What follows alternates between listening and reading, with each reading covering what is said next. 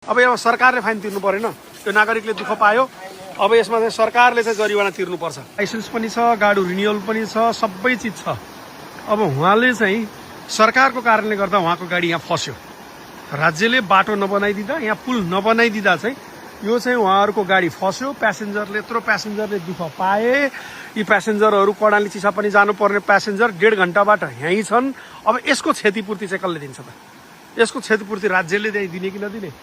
नागरिकले गल्ती गर्यो भने 50,000 1 लाख बराबरका नागरिकसँग चाहिँ जरिवाना असुल गर्ने नियम बनाउने राज्यले। अनि राज्यले चाहिँ आफूले नबनाइदिँदा, आफूले सडक सञ्जाल नबनाउँदा, व्यवस्थित पुलहरू नबनाउँदा, सडकहरू नबनाउँदा यसको जिम्मेदार राज्य हुने कि नहुने? अब यो चाहिँ प्रश्न हो।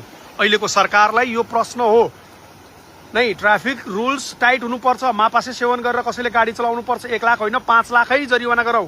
तर उहाँको चाहिँ सबै चिज हुँदा हुँदै नागरिकलाई सेवा दिन हिँडेको गाडी बीचमै रोकियो।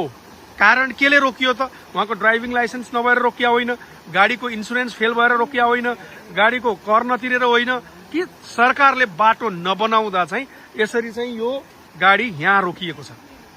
नागरिकले त्यहाँ दुःख पाएका छन्। पारिहेर्नुहोस्, अब यो 1.5 घण्टा भइसक्यो। यो कति बेलासम्म निस्किने होइन थाहा छैन। यता पनि खोलो छ, यता पनि खोलो छ, यसरी खोलो आइरहेको छ। कतिखेर पानी पर्ने हो र गाडी नै बगाएर लगिदिने हो थाहा छैन। यतातिर पनि राज्यले चाहिँ ध्यान दिनुपर्छ कि भन्ने चाहिँ हो। कर जरिवाना मात्रै, जरिवानाले मात्रै देश बन्ने होइन। नागरिकलाई सुविधा दिएकन, जसले चाहिँ नागरिकलाई पहिला चाहिँ त्यो खालका रोड बन्नु पर्यो, त्यो खालका पुल बन्नु पर्यो, हरेक चिज बनिसकेपछि त्यो अनि त्यसपछि बल्ल जरिवाना जो छ त्यसपछि जरिवाना लिने बनाम कि